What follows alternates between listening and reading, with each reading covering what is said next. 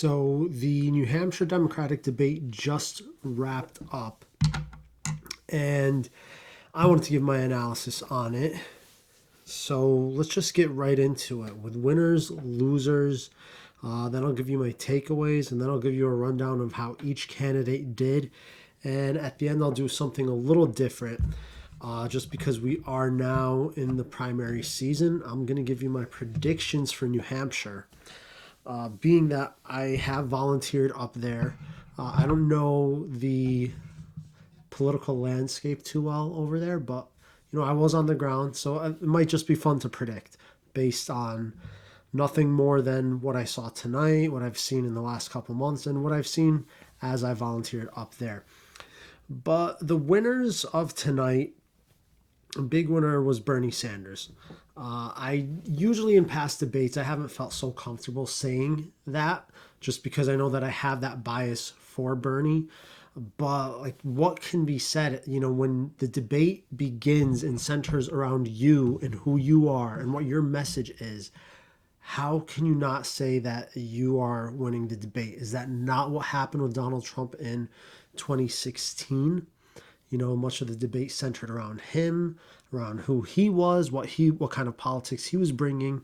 So in the same respect, 2020, I think Bernie Sanders won this debate. Everything was about him.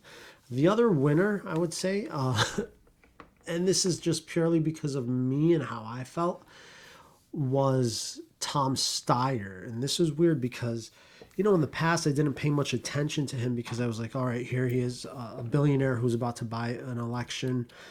But I'm not saying I'm gonna vote for him or that I'm team Tom Steyer, but out of the rest of the candidates, there's something I really like about him. I always said that Warren was a second to my Bernie Sanders, but I don't know. I'm starting to think Tom Steyer might be. He's saying all the right things, even with regards to wealth and corruption. I know, he is buying his way through this election, but he is, in terms of policy and where he stands on the issues, he's just about right. And I think that if he were to be in the White House, that he would do a fantastic job representing the American people. For someone who is, I don't know his exact net worth, but I know he's a billionaire. But for someone who is a billionaire, he seems to have a good understanding of what people are going through on the ground in American society. The loser of tonight's debate, I hate to say this because I love the guy, but Andrew Yang lost this debate. He didn't speak much, and when he did, for the most part, it wasn't like good communication. And I don't know if it's because, in this, I think it was today or yesterday, he fired a lot of his staff after a really poor showing in Iowa. But he didn't look fresh. And even when he was talking about his signature piece of legislation that he would bring forth, UBI, Universal Basic Income, he was not sharp with it. It looked like he was reaching a lot of the time in order to talk about it. It seemed that, someone on his campaign team was like, bring it back to basics. Everyone liked you for UBI, so just talk about UBI. I just don't think that it resonated well. But there were some good things that he did, and I'll talk about that as well. My takeaways from tonight: one, Bernie is the front runner. Again, if everyone's talking about democratic socialism and trying to figure out how they work within the framework of democratic socialism, then democratic socialism is front and center. Therefore, Bernie Sanders is front and center, and Bernie Sanders is the front runner. Let's not forget also that he got the most votes in Iowa. There was this whole Iowa debacle where they were talking about the state delegate equivalents and how Pete Buttigieg had one more, but it turns out the state delegate equivalents are not even important when it comes to the national nomination, the national party nomination. So they both ended up with the same, what are they called?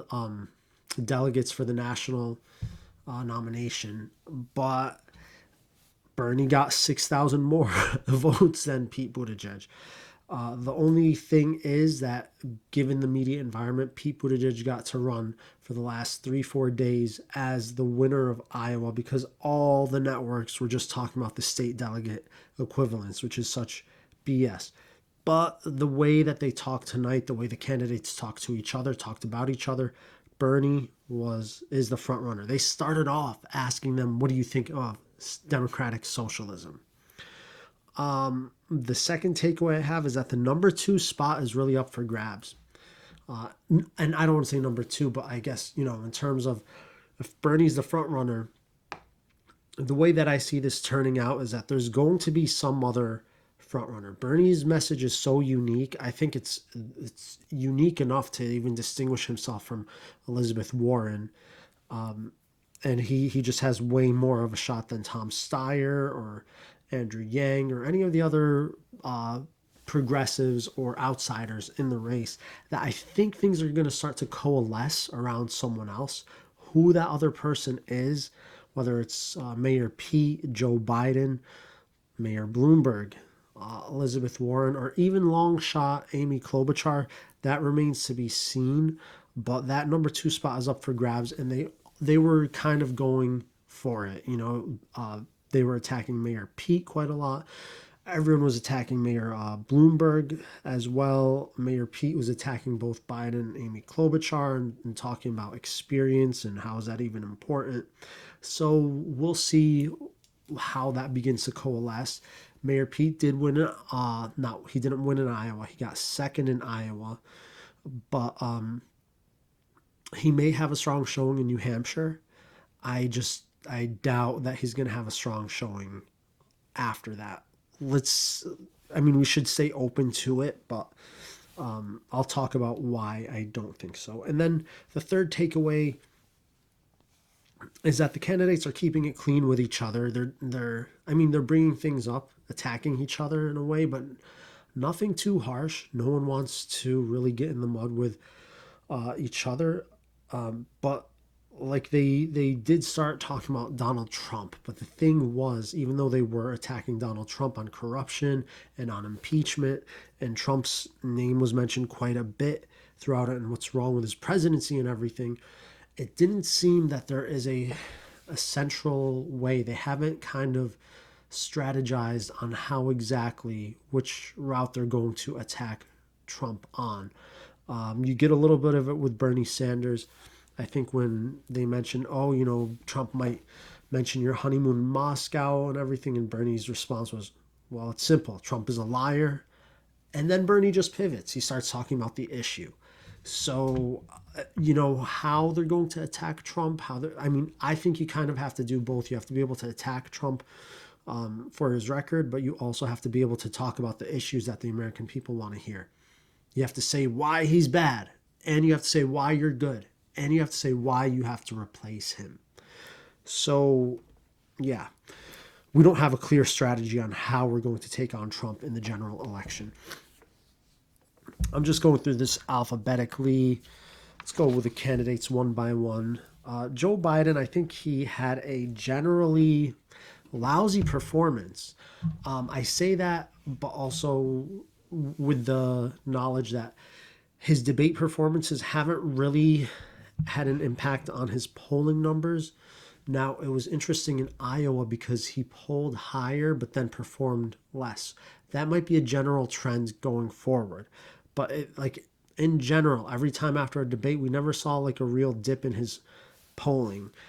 But he starts off the debate basically conceding Iowa, which, yeah, he has to concede Iowa because you didn't win Iowa. You came in fourth. So, and then even further than that, he conceded New Hampshire. And he's in New Hampshire, and it's like he's not even trying to get their votes. So, what kind of strategy is that? Do you really want someone that's not going to fight? So, and that's not how a front runner talks. So, it doesn't come off looking good. The only thing is that these debate performances, like I said, they don't really impact him too much. So, I can't go forward to say that he was the loser of the debate. He didn't really have a central message except for his ties to Obama. So every time something gets brought up, he's like, oh, well, I was with Barack Obama when this happened, or like I was in the Obama administration when this deal was negotiated. And then even like,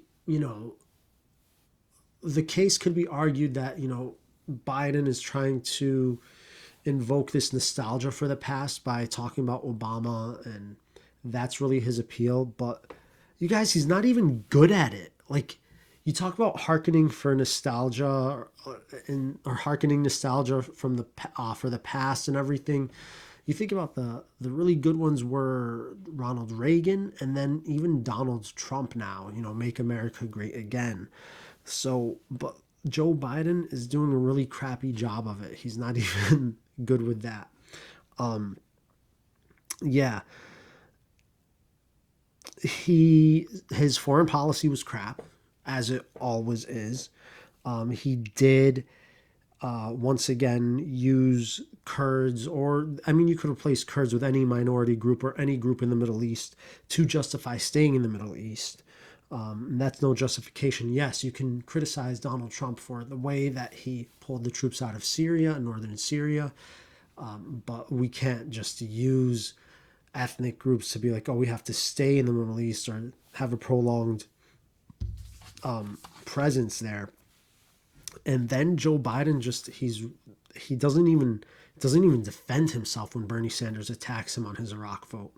And now, like, I think it was Mayor Pete that was getting in on that critique of him. So he just does a really bad job at, like, talking about it. The one thing that he did really good at, and this is, I think he's got to do more of this if he wants to stay afloat. But I don't know if he even does because of the way that he's acting.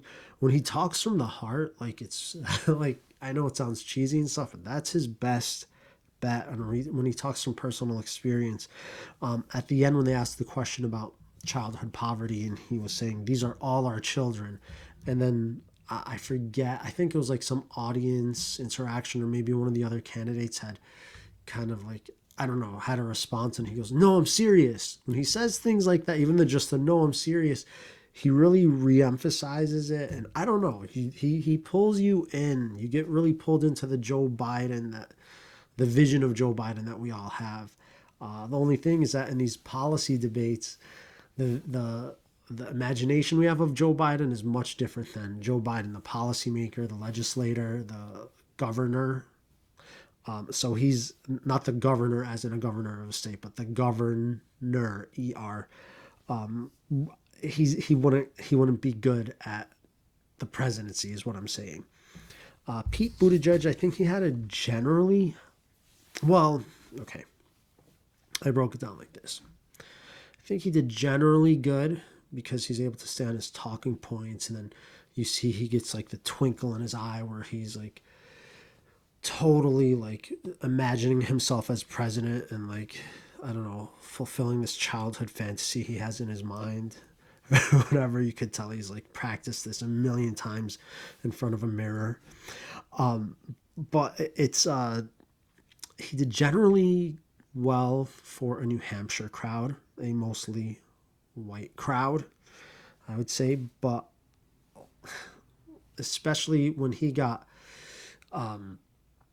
when the moderator had asked him to answer on race, he did not do too well, and I don't think he'll do well going forward. He's not going to win African American voters over, and I think it's going to be a problem because I think the media is going to make it a problem going forward.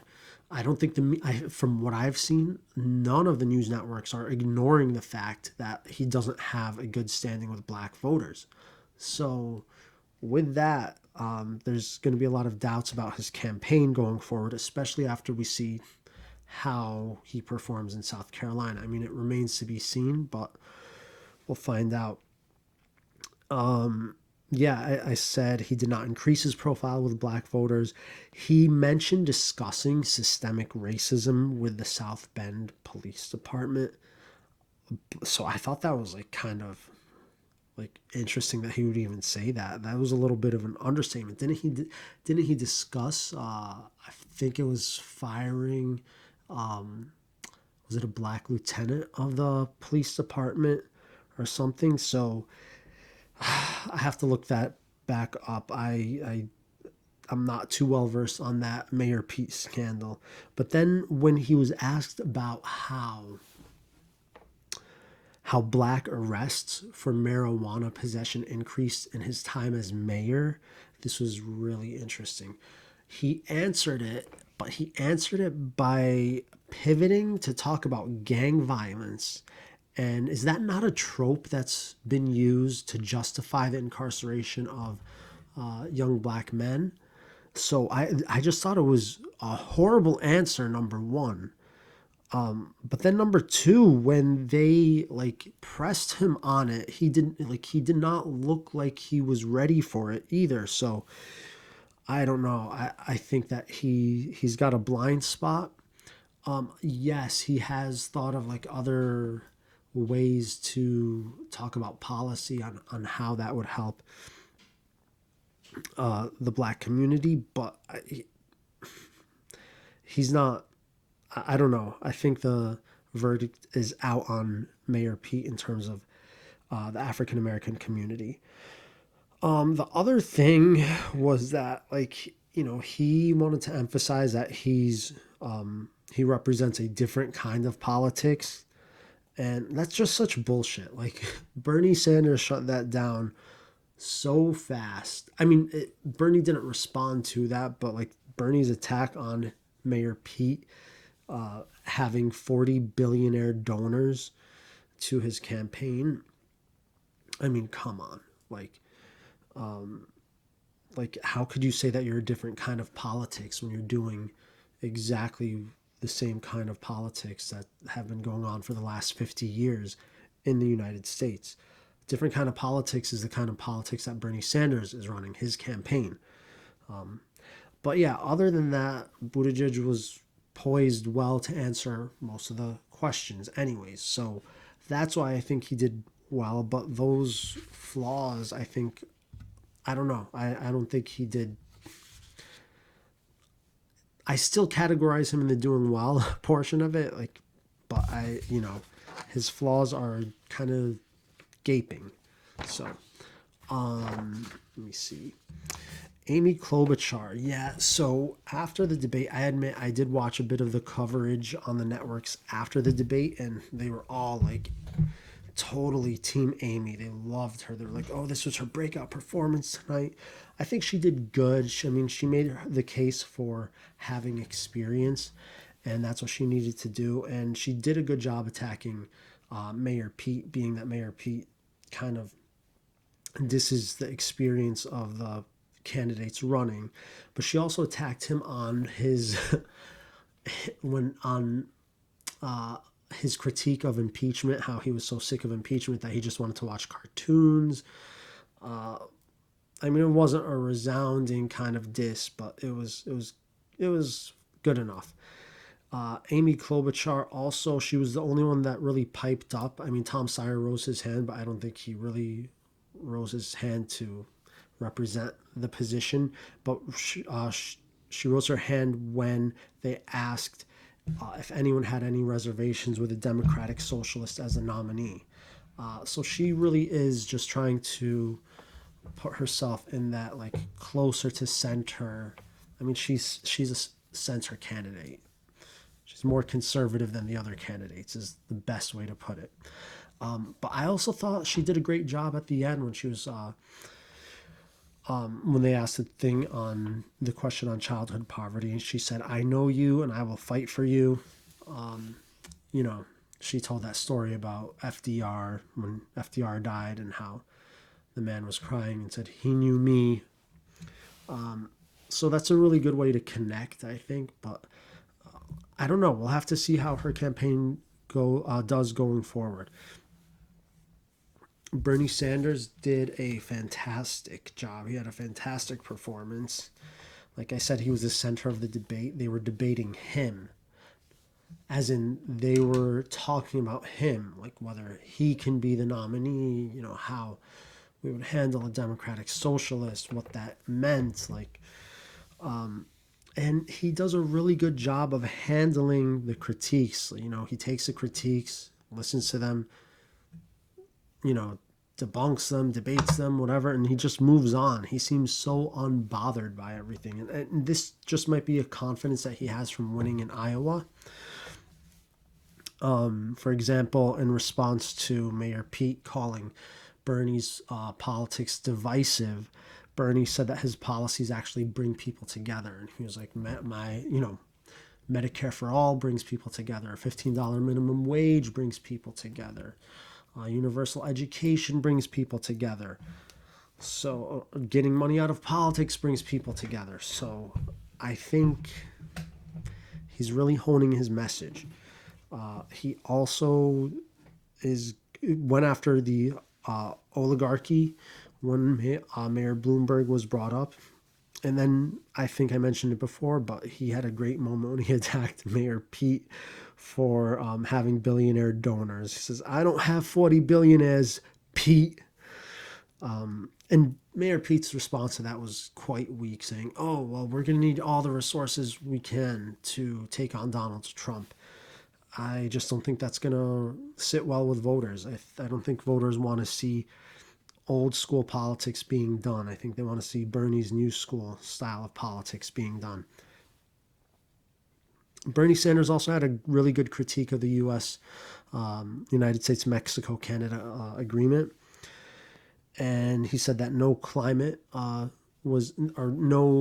provisions were addressed in the agreement, and that it still outsources cheap labor to Mexico, thereby, not helping workers in the United States. He did a fantastic job talking about race. He said that we have a racist society from top to bottom. Who says that? I've been waiting for someone to say that.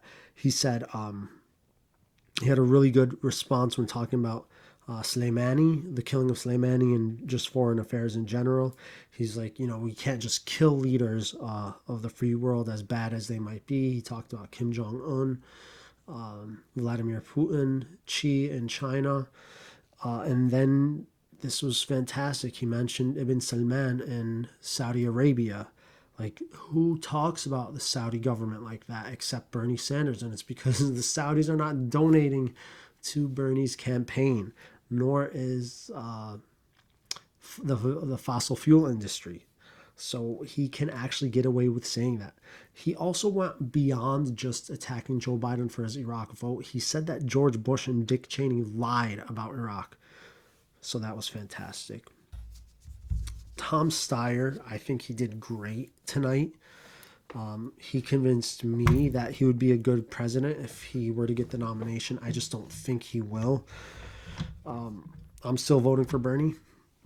I haven't been converted, but I have been made to believe that Tom Steyer, even though I do believe that being a billionaire is a special interest in and of itself, at least he says everything else the right way. So, he did the right thing by going after Mayor Pete early on. I think that Tom Steyer recognizes that Mayor Pete has a constituency that he could really attract. We talk about the successful white donor class that Mayor Pete has. And at the same time, while he's going after Mayor Pete to get those votes, he's also aligning himself a lot policy-wise with Bernie Sanders. Why? So he could get people like me who really like Bernie. But the thing is, I like Bernie. Why would I want to go anywhere else? So I don't know how much of this he can get to his side. He really when everyone was showing their disagreements with Bernie, like how Amy Klobuchar and Elizabeth Warren both talked about why they voted for the MCA. Tom Steyer was like, actually, I agree with you, Bernie, on this. MCA doesn't do far enough to address climate. Tom Steyer, again, fantastic on race. And then even talking about reparations, Andrew Yang was talking about UBI, and then Tom Steyer just chimed in. He's like, it's not enough. We got to talk about reparations and lost wealth for the black community. And he does it without sounding pedantic or rehearsed or even like he's lecturing. He sounds like genuine. And I mean, that's not for me to say. I think that's more, we have to listen to people in the African American community and how they perceive Tom Steyer. But I guess just hearing other politicians when they talk about reparations or race and stuff, they come at it from like a very detached kind of place. The way Tom Steyer talks about it, I think it's genuine, and it seems like he's got a stake in what's going to happen with regards to that. Oh, and then he also he talked about the military industrial complex. Like I think he was the only one that talked about it. Fantastic. And he said something about 20 years of failed military actions. Let me see. So Elizabeth Warren, she did well, but I don't think she shone on the debate tonight. She got right back on message. And the message was that it's the corruption. So she did a really good job on that. And I mean, look, she has a fine-tuned message on almost everything. She talks about corruption with regards to every issue, and that's fantastic.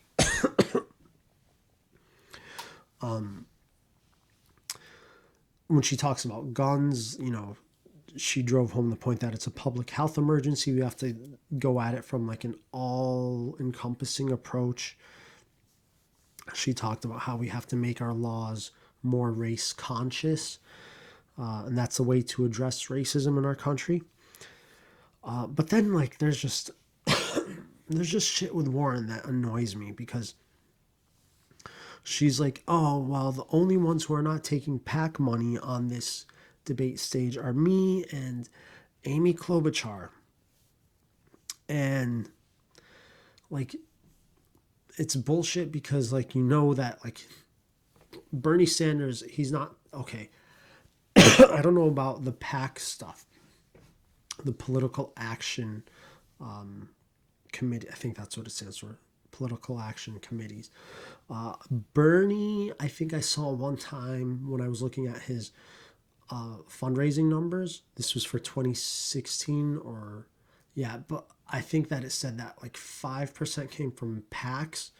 But I think the way that Bernie Sanders does it is that he has a vetting process, and that his team looks at the specific PAC that they accept money from, and like I don't know like who created that PAC or whatever, but I'm sure they do the research and making sure that it is a kosher PAC to take money from. So the fact that Elizabeth Warren is able to, I don't even think it was 5%. I need to take that back. I think it might have been $5,000. Look, I should research a little bit before I talk about this stuff, but I want to get the videos out fast enough. But the point is that when Elizabeth Warren talks about it, it's very disingenuous, because the way that Bernie Sanders is doing his fundraising is very kosher.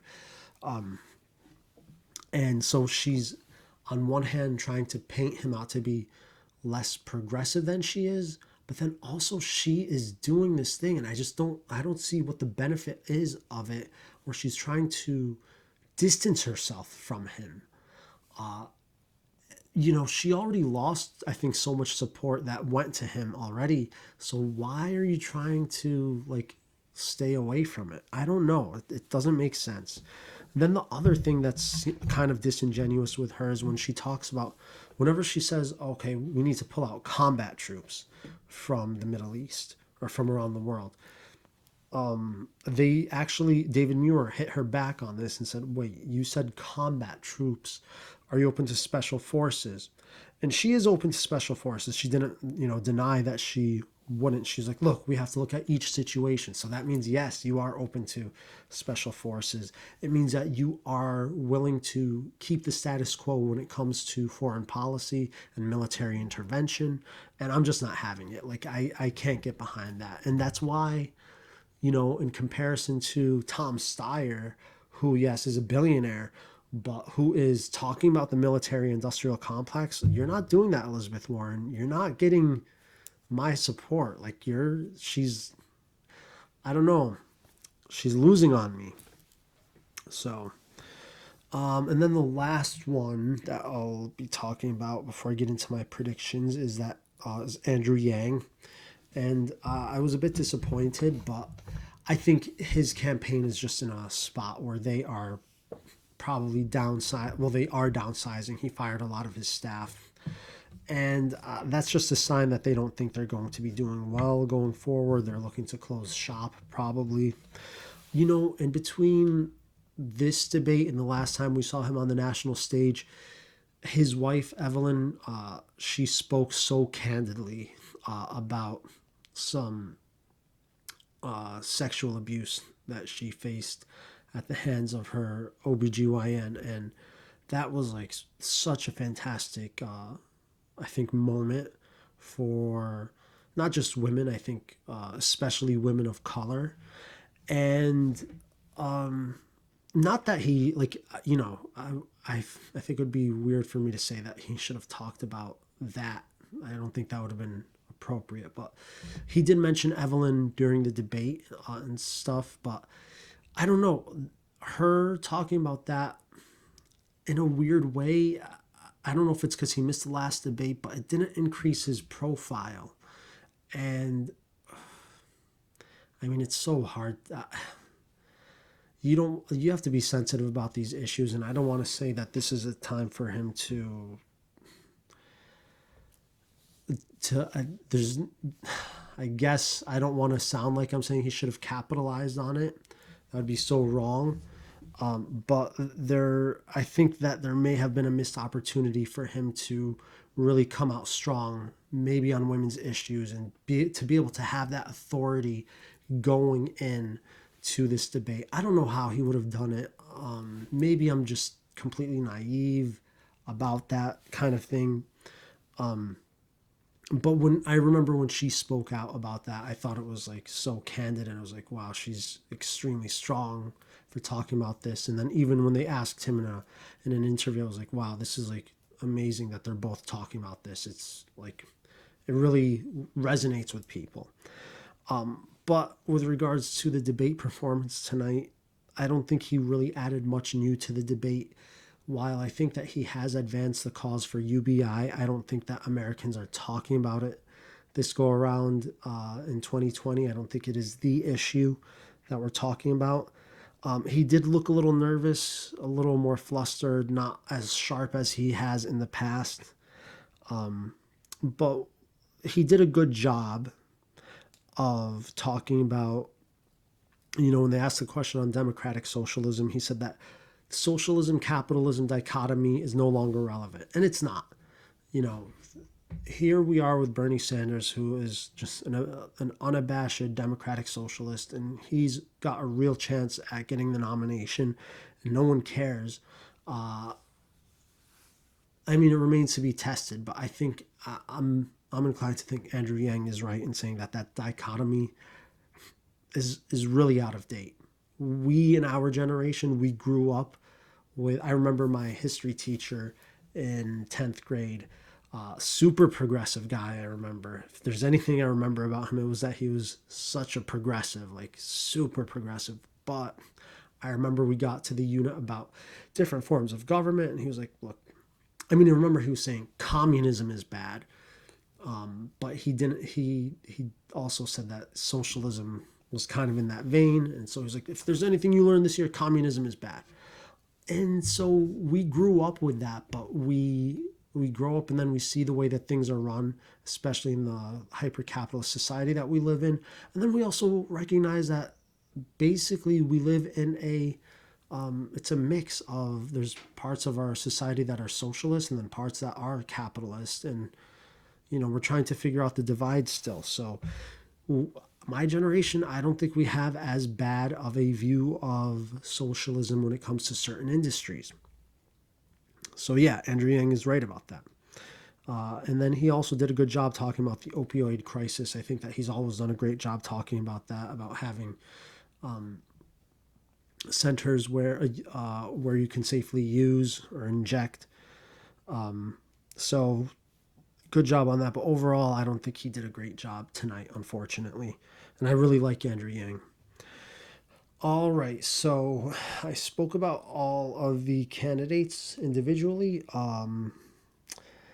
We're going to see who's going to win in New Hampshire. I'm actually going to try to go up and volunteer once again for the Bernie campaign in New Hampshire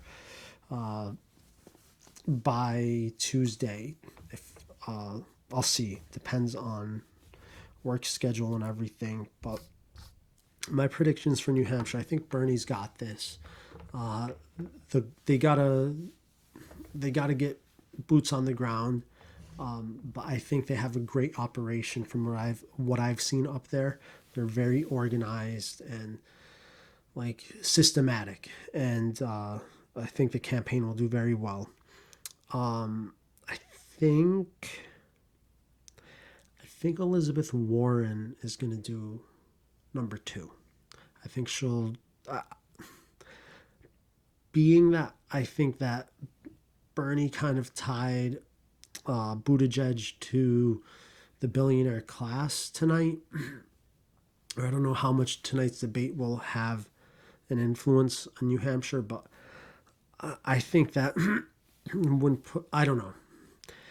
I'm up in the air, but I think I'm going to go out on a limb and say Elizabeth Warren will get second place in New Hampshire. Then I think it will be Buttigieg. And if it's not, it's going to be the other way around. I think Buttigieg number 2, Warren number 3. I think Biden's going to come out 4th, and I think that's going to spell disaster for his campaign. He's going to try to brush it off like it's fine. But then if he doesn't come out first in South Carolina, after this, I think there will be serious questions, and I think he'll probably fold his campaign. And I think Klobuchar will come in 5th. And Tulsi Gabbard, I think she might have a good showing. When I was in New Hampshire, I saw a lot of signs for Bernie, and then I saw quite a bit of signs for Tulsi Gabbard. But we'll see. And I think that after New Hampshire, I think Andrew Yang and Tulsi Gabbard are likely going to drop out and probably endorse Bernie Sanders rather quickly, I think. I think with Andrew Yang kind of firing some people from his staff, I think he just wants to see how he does in New Hampshire, and then I think he'll get out of it. And then Tulsi Gabbard, she didn't really have a good showing in Iowa, and she does seem to have a strong presence in New Hampshire, and she seems to be going all in on New Hampshire. So I think that she wants to see how she does here, and then after that, she'll make her decision. So that's what I got. And hopefully this was helpful for anyone who didn't watch the debate and for anyone who's not up to par on what's happening in U.S. politics right now, or at least on the Democratic side for the national election. But yeah, that's about it. So I'll come back to you. I don't know if I'll do a reaction to the New Hampshire news. I'll do a reaction whenever I feel is most necessary. But that's my take for now. Thanks for watching Johnny's Jabs. I'm Johnny Jabbour. Follow me on Instagram, Twitter at Johnny Jabbour, JohnnyJabbour. Like, share, comment, tweet, do whatever you can. And hopefully I will talk to you guys soon on another episode of Johnny's Jabs. Thanks for watching.